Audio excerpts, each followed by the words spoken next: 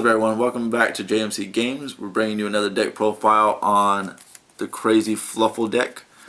This deck I didn't know was like good until I got my butt whooped like three times by this deck. Actually, I played it 3 times in the locals tournament because 2 people were running it. I won 1 out of like 4 matches because one got me twice. He OTK'd me. So I was like, I don't know if I want to play this deck just for the fact that you see the monsters. I mean, they don't look like they could do a lot of damage, but this deck could do a lot of damage. I like the way that the dude was running it at locals, but I wanted to add my own little like spin on it and add some cards that I thought were gonna work better. It turns out it does work, I think, better in my opinion, for the fact that it could OTK really good. You have this; it's really consistent. I kept it down to like 40, 41 cards. Only things that you need in here. I OTK'd Jake's deck, the DDs, the one that won locals last week. OTK'd that one, OTK'd Gradles. Another one that after this deck profile, I'm going to show you some duels that I did online. I OTK'd one on there, but you'll see how fast and how crazy this deck is. Let's get into it real quick. I run 3 chains for the simple fact that it's good in the graveyard. You need this card in the graveyard, so that way it could pull out Frightfur Factory or Frightfur Fusion. You really need those cards if you don't have a polymerization.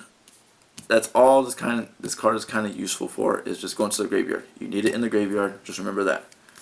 Then I run 2 sabers. You need this card to basically fusion any of your monsters. Oh, wait, let me go back for a second. This guy, you're going to need him anyway, because you're going to have to fusion Sabertooth with this card. I don't have Sabertooth yet because he's like $11.50 or something. I'm cheap. I'm going to wait for him to go back down. He was down last month, so I'm going to wait for him to go back down when people stop like buying him or he becomes low.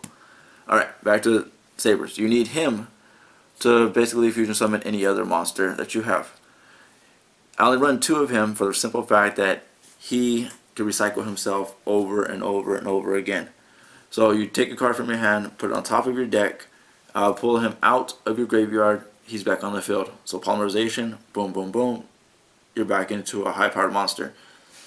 He just keeps recycling. Good card. Run 3 bears. Bear is going to get you out Toy Vendor. You got bear in your hand, activate bear's effect, throw him in the graveyard, pull out Toy Vendor. Toy Vendor comes to the field, not to your hand, to the field. Set. Activate it, turn it over, activate Toy Vendor. Toy Vendor is now available. I know there's some cards like Dark Law who, if you bring a card from your deck to your hand, he could banish 1 random card. Not this guy, because he pulls it to the field. Run 1 owl. You need owl for his effect. When normal summon, you can bring out polymerization from your deck. Save him if you can for the sheep. Sheep will pop him back to your hand. If you need all these polymerizations, which you're going to need to get into your big bosses, you need owl. So try not to waste him. He also has another effect, but it's going to be rare that you're going to get to use him. So if he's still on the field by the next turn, rare occasion, you can pay 500 life points and pull the polymerization out of your deck. Now, since his attack is at 1,000, you're probably not going to keep him on the field too long since he's a low beater. I run 1 Saul. You're going to need Saul for Leo. Saul also has a great effect, as in he can send some people to the graveyard for you. So you send 1 card from your hand, or actually you can't send a Saul, but you can send Wings to the graveyard. Wings, I'll get into Wings in a little bit. Send 1 fluffal monster from your hand to the graveyard, Wings. Draw 2 cards, and then you set 1 card on top of the deck. So he's basically a search. I don't use him so much for the search. I mean, if I'm in trouble, I could use him, but I'll use him mostly for Leo. So, I mean, it's up to you what situation you get into that you could use Saul. I run 3 King of the Swamp. You're going to need this card because he's also another searcher just for polymerization. You need polymerization. Can't stress to you how much you need polymerization in this.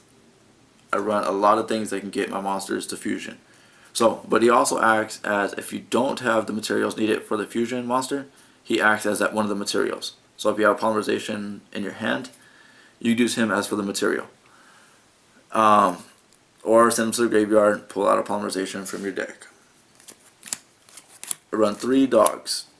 Dogs are very, very good, very useful. You need dogs in your hand. When normal summoned, he can go through your deck and pull out a fluffal monster or edge imp sabers from your deck to your hand. Again, very good if you have him in your hand already. Pull him out. Hopefully you have polymerization, because then you're on the verge right to the OTK really quickly. Pull out whatever you need. This guy's got it. Save him too. So with sheep, I'm going to get into sheep in a second and show you how sheep works, but sheep saves your cards. I run 3 mouse because you have to run 3 mouse. When normal summoned, he can special summon his brothers to the field. So basically you got 3 cards for 1. And that's really useful if you're getting out wolf or tiger. This card really is useful. Alright, run one rabbit. People stay away from rabbits and the cat, which I also run, but I think it's good. Use as fusion material. Rabbit could pull a fluffal out of your graveyard to your hand. You're going to need this just for the fact that you can pull back out dog, or pull out owl, or sheep, or whoever you need to pull out of the graveyard. You can pull them out of the graveyard. And get into that, I run cat. When used as fusion material, you can pull out a polymerization from your graveyard, add it to your hand. So you got everything going. And especially if you already have 2 like polymerizations in the graveyard or whatever, because you just use one, pull the other one back out, then you got it another like wolf or tiger or Leo. So you got 2 fusion materials already. Run 3 sheep. Sheep, this is one I was telling you about that can save your cards for you. So sheep could be special summoned as long as you have, actually it would be special summoned no matter what, but as long as you have an edge imp monster in your hand, you could special summon him. I usually put him in defense because he's at 400 attack. You're going to need to save yourself. Fusion summon him, pop like a dog, pop the owl, and you have to special summon one of the edge imp monsters to your field. But you get to pop dog or owl back to the hand. Really good. You're going to need him to save your monsters. Then I run 2 wings. Wings are very good for the fact that you need them in the graveyard, not on the field. Remember that. In the graveyard, not the field. So, hopefully you got bear already. Let me dig bear out for you a second. There he is. Okay, let me get these out of the way. So, bear. You want him in the graveyard because he brings out toy vendor. You get toy vendor. Toy vendor activates its effect, which its effect lets you discard a card, draw a card, and hopefully it's a fluffal monster. So, when you activate its effect, you have to discard a card. You discard wings. Wings goes into the graveyard. So you discard a card. Let's say that you get this from toy vendor. You're allowed to special summon him or keep him in your hand as long as it's a fluffal. I usually keep him in my hand because you'll need to special summon them right now.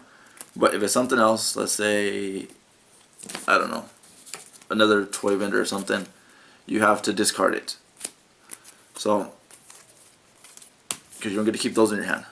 Now that you discarded it, you take wings effect, you banish wing and most likely bear, because you're not going to need bear again because you got 3 of him. So banish those 2. When banishing those 2, it activates his other effect, which lets you draw again. So you draw another card. So that's 2 draws already from toy vendor and wings. Now, wings also affect when banished, he could target the toy vendor. Toy vendor is targeted, you could draw another card for toy vendor. So now you got another card, so you're at 3 cards. Now, when toy vendor goes to the graveyard, you could go into your deck and pick out edge imp sabers or pick out a fluffal monster, add it to your hand. So you get 4 cards for wings going to the graveyard. Remember, wings, graveyard. Alright, I was with wings. So, I'm going to go into my traps. I only run 3, I know, but to make this deck consistent and fast, I don't need that many trap cards to pull it back on, because Tiger, which I'll get into the fusions, basically you have your own trap cards and your fusion materials. I run Fusion Reserve. What this card does, when it's set, whatever, you know how traps work, I hope you do. If not, go to a video and learn how to play Yu-Gi-Oh! So, this one, it lets you reveal a fusion monster, reveal Tiger. It lets you add one of the materials from your deck to your hand, and also doing that, if you have polymerization in your graveyard, you could add it to your hand as well. So, this already sets you up for a fusion monster coming up really quickly. Love this card. Alright, next one, let's go into spells. I run 2 Twin Twisters. Why do I run Twin Twisters, you ask, and not MSTs? Because I need to get some of my cards to the graveyard. I need to get basically almost all the edge imps to the graveyard. I need to get wings to the graveyard, so that way they could, even a polymerization to the graveyard. If I have to do something, like if I know I have the trap card, I can get that to the graveyard if I have 2 in my hand, so that way I can get that back and get a fusion monster material to my hand. So Twin Sisters come in really useful for the fact that it can set you up for so many plays and so much it does. Also by destroying the back row. If I destroy the back row, then I don't have to pull out Tiger so much, as I can pull out Wolf, attack a lower monster, game over already. Toy Bender. You need Toy Bender for the simple fact that it's draw power 2. Like I was telling you earlier, its effect is you discard a card from your hand to the graveyard, you draw a card. If it's a fluffal monster, you keep it. If not, you have to discard it. Still good. It's worth the payoff. I run 3 frightfur fusions. Frightfur fusions allow you to banish from the graveyard, from the side of the field, to make your fusion monsters, which is why I run 3, just for the simple fact that Chain will get these out. So it's really useful. You need this card. I also run this. Not many people run this one. Frightfur Factory. I see how it's used, and I see why people don't like it, because you have to banish. Okay, so let's say that you have polymerization. You can banish a polymerization or the Frightfur Fusion from your graveyard, and basically it's a polymerization again, because you could pop the cards from your field, from the graveyard, or from the field or from the hand, and get your materials. But if this card goes to graveyard, you could banish it and bring back Frightfur Fusion. Only the fusion, not the polymerizations. Then I run 3 polymerizations because you have to. So basically I got 5 polymerizations in this deck that you're going to have to do, and it's just crazy for the fact that everything revolves around the polymerizations. You have to get these out. You have to get these out fast.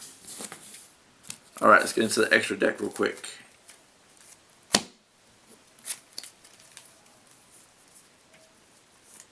Run 3 Tigers. Basically you gotta run, people run 2, I run 3, just because sometimes you can get popped or solemned or something else, and this guy is basically a cleanup card. So depending on how many materials you use to fusion him is how many cards he can destroy of your opponents. So put 3, pop 3 cards from your opponent's side of the field, then you got him. Hopefully your next one, you already have 2 coming up, and then you can bring out Wolf. This is where your OTK comes in. So you have polymerization, you can bring him out. Wolf, depending on how many materials you have in your hand, or how many, not in your hand, how many materials you have to make him, he could attack that many times. And not just one round, every single round he gets allowed to attack that many times. For him being 2000, he's not a serious, like, climb over people, but he can. He could end the game really quickly. I didn't go into one of those thing Tiger has. Every frightfur and fluffal monster gains 300 attack. So as soon as he comes back on the field, he's at 2300. Let's go into one of my other favorite cards, Leo. King Leo. His name's not King Leo, but he's King Leo to me. So when he's attacks the opponent, you could attack like, it's kind of like a magical cylinder. It's my best way of explaining it, trying to explain it the best way. So whatever his thing is, like you're attacking, let's say, Dark Destroyer. Dark Destroyer will go into and hit himself. I'm trying to explain, like, I know the simple way, I can just read the card to you, but I'm trying to like get you to like visualize it. So let's just do my own little visualization real quick from you. I know, taking a long time. Alright, so you attack. Instead of attacking damage, because he's only at 24, you can actually beat this card. But say he's at 3,000. Okay, so he would destroy him at 3,000. Your opponent would take 3,000 for whatever the battling monster's attack is. So basically, he just destroys the card that's in front of you and adds the damage to it. So he takes out high beaters that you're going to need to cross, because you don't have a lot of high beaters in this deck. Sorry if that got confusing. It's probably even more confusing now that I went into it like that. Just understand that when he attacks, the attacking monster, his attack power gets inflicted to your opponent while he destroys a card. He cannot attack directly if doing that. Alright, last card, I run the bear, frightfur bear. This one is useful for getting over some high power ones. So, say your opponent has like a lower one on the field, like a 1500, 1700. He attacks. He destroys that monster. You take that monster, equip it to the bear. The bear grabs 1,000 attack from him. So the bear is at now 3,200. You got tiger in there. The bear is at 3,500.